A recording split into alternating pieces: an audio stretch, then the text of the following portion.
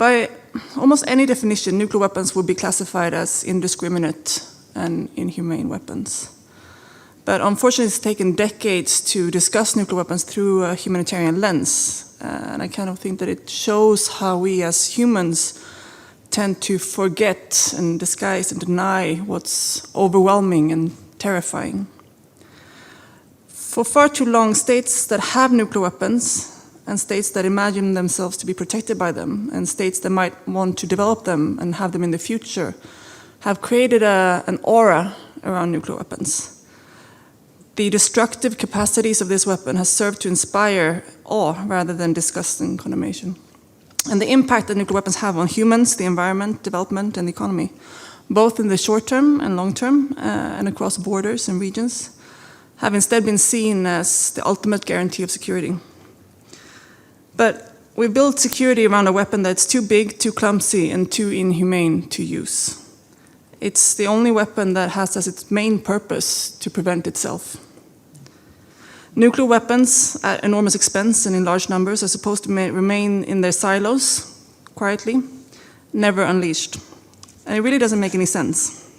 Nuclear weapons are not magic. Perhaps it seemed like that in 1945, when the atom was first split and nuclear technology was new, exciting, and modern.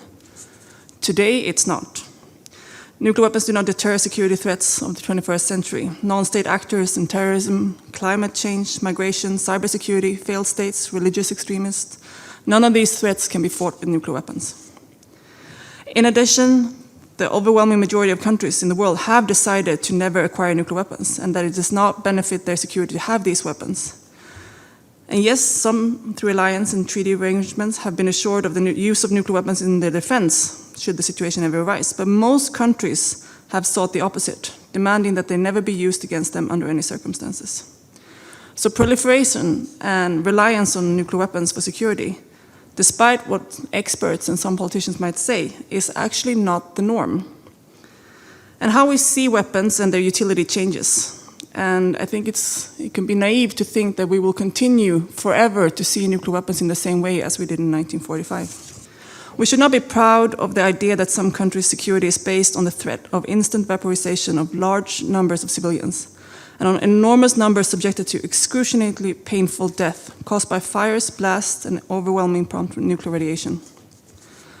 And following the immediate devastating impact of a nuclear weapon, first responders and medical personnel, if not killed and incapacitated themselves, would be unable to administer adequate care to survivors.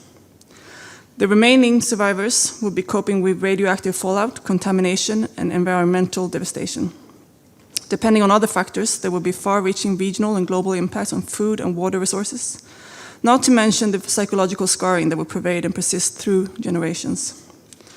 As a survivor of the nuclear bombings of Hiroshima said once, the living envied the dead. And we need to base our response and actions around nuclear weapons based on what they are and what they do, rather than what we imagine them to be.